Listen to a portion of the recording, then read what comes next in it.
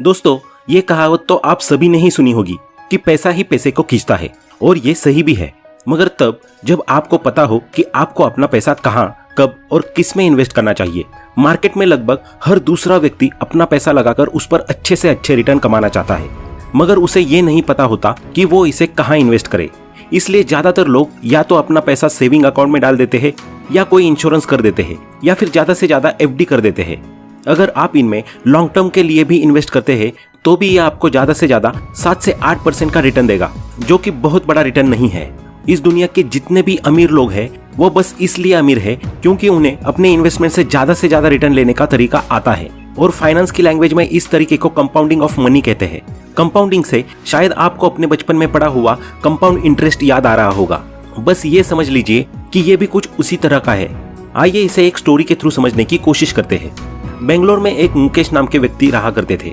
मुकेश के 2 बेटे थे, जिनमें से एक का नाम सोनू और दूसरे बेटे का नाम मोनू था।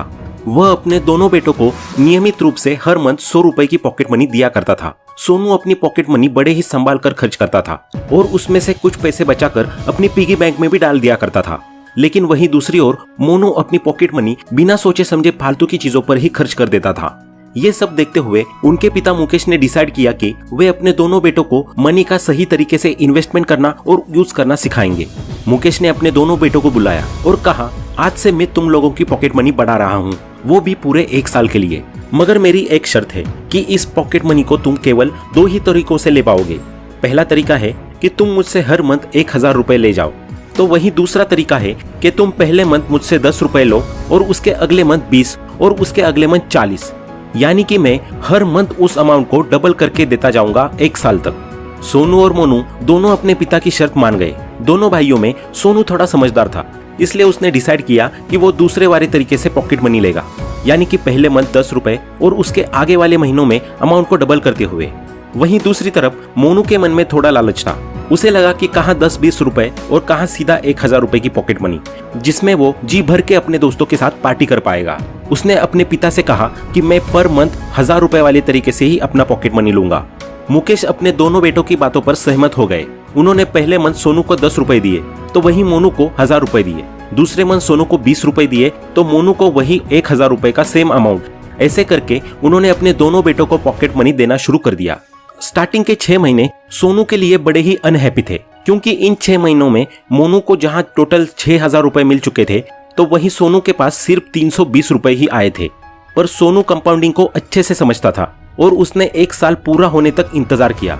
अब साल के एंड तक आते आते मोनू के पास टोटल 12000 रुपए पहुंच चुके थे, तो वही सोनू के पास उसके पॉकेट मनी का अमाउंट लगातार बढ़ते हुए हो चुका था 20,480 रुपए।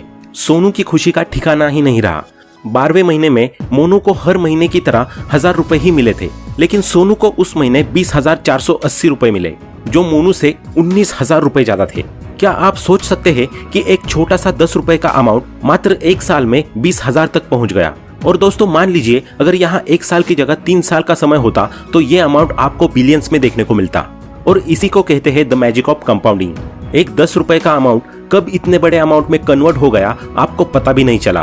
कंपाउंडिंग के थ्रू कुछ ऐसा ही होता है। मोनू की तरह ज्यादातर लोगों को यही लगता है कि कंपाउंडिंग से कितना ही इंक्रीज हो जाएगा, लेकिन रियलिटी में कुछ और ही होता है। जब भी कोई व्यक्ति कंपाउंडिंग के थ्रू इन्वेस्ट करता है तो स्टार्टिंग ईयर्स में उसकी ग्रोथ न के बराबर दिखाई देती है और लोग डिमोटिवेट होने लगते हैं और अपने इन्वेस्टमेंट को इसी पॉइंट पर स्टॉप कर देते हैं। लेकिन अगर कोई व्यक्ति लॉन्ग टर्म तक रुकता है तो उसका यह इन्वेस्टमेंट इतना बड़ा रिटर्न देता है कि जिस पर विश्वास करना मुश्किल हो जाता है। इसीलिए तो कंपाउंडिंग को दुनिया के महान वैज्ञानिक अल्बर्ट आइंस्टाइन ने 8वां अजूबा कहा है।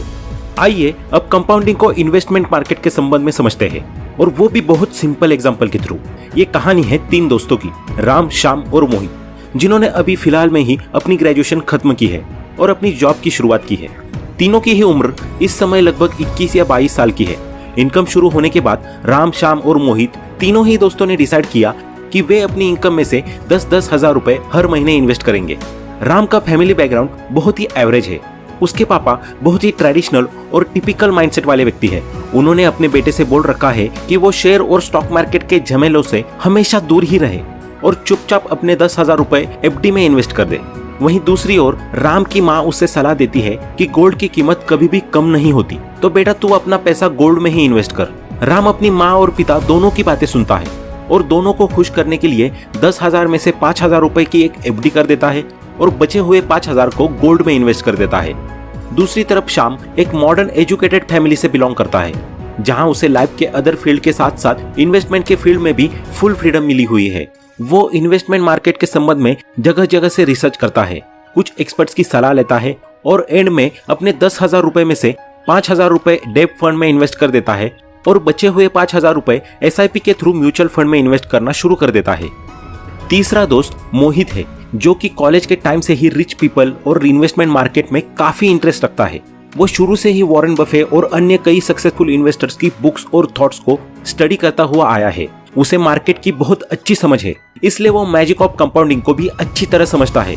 मोहित ने फैसला किया कि वो अपना 10,000 का पूरा अमाउंट स्टॉक मार्केट में इंडेक्स फंड में इन्वेस्ट करेगा, और वो भी लॉन्ग टर्म के लिए। और साथ ही उसने डिसाइड किया कि वो अपना ज्यादा से ज्यादा समय मार्केट में रिसर्च करने में देगा। अब बारी आती है तीनों के कंपैरिजन की।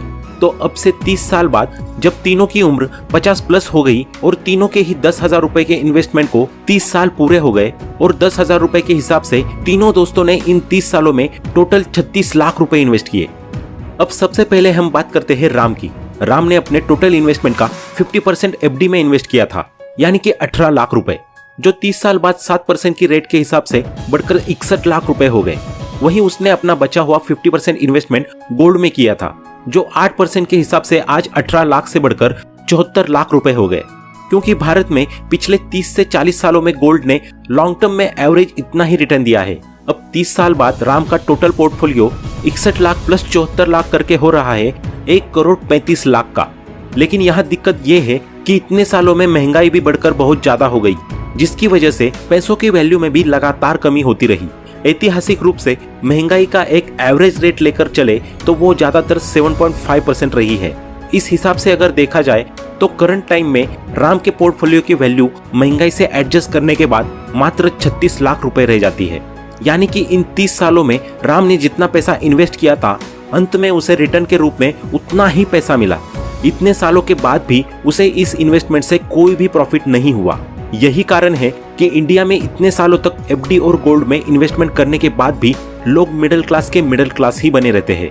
वे चाहते हुए भी इन तरीकों से कभी भी अमीर नहीं बन पाते। सालों की मेहनत और सेविंग्स के बाद भी वे वहीं के वहीं रह जाते हैं, और इसका एकमात्र कारण है इन्वेस्टमेंट का तरीका गलत होना। चलिए अब बात करते हैं श्याम की, जिसने अपना 50% अमाउंट डेब्ट फंड में इन्वेस्ट किया था और बचा हुआ 50% SIP के थ्रू म्यूचुअल फंड में। 30 साल बाद डेब्ट फंड वाले इन्वेस्टमेंट से उसे रिटर्न के रूप में 61 लाख रुपए प्राप्त हुए, जबकि उसके दूसरे इन्वेस्टमेंट से, जिसमें उसने 5-5 हजार रुपए करके SIP में इन्वेस्ट किया था, वो 14% के साथ 30 साल बाद उसे रिटर्न के रूप में 2.4 करोड़ रुपए प्राप्त होते हैं। टोटल किया जाए तो शाम को 30 साल बाद 61 lakh plus 2.4 crore is equal to 3 crore रुपए रिटर्न मिला, जो एक बहुत अच्छा रिटर्न माना जाता है। अब वहीं अगर मोहित की बात करें, जिसने अपना सारा पैसा इंडेक्स फंड में इन्वेस्ट किया था, उसके 36 लाख रुपए 30 साल बाद 15% रिटर्न के हिसाब से 6 करोड़ रुपए हो गए। और इतने सालों की उसकी मेहनत और मार्केट के उसके नॉलेज के कारण उसे तीनों दोस्तों में सबसे ज्यादा रिटर्न मिला। और करंट टाइम में महंगाई से एडजस्ट करके भी अगर देखा जाए तो उसके रिटर्न की वैल्यू लगभग 5 करोड़ रुपए होगी, जो एक बहुत ही बढ़िया अमाउंट होता है। इस अमाउंट में एक व्यक्ति रिटायरमेंट के बाद अपना जीवन अच्छे से गुजार सकता है, और अगर वो चाहे तो अपना खुद का एक बिजनेस भी खड़ा कर सकता है।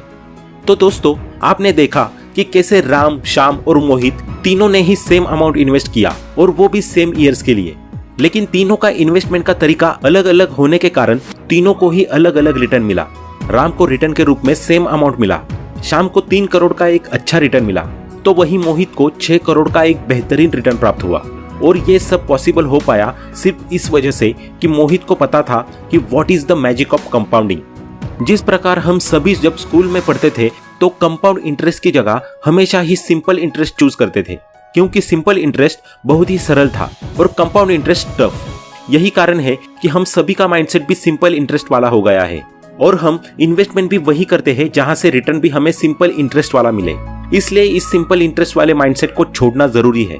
अगर आप मार्केट के ऊपर रिसर्च करके अपने पैसे को काम पर लगाते हैं तो लॉन्ग टर्म में आप कंपाउंडिंग की मदद से एक अच्छा रिटर्न लेकर फाइनेंशियली फ्री हो सकते हैं। तो दोस्तों, आज के इस वीडियो में इतना ही। उम्मीद करते हैं आपको ये वीडियो पसंद आया होगा। अगर आप ऐसे ही फाइनेंशियल और एजुकेशनल वीडियोस देखना चाहते हैं तो हमारे चैनल को सब्सक्राइब करना ना भूलें। Thanks for watching.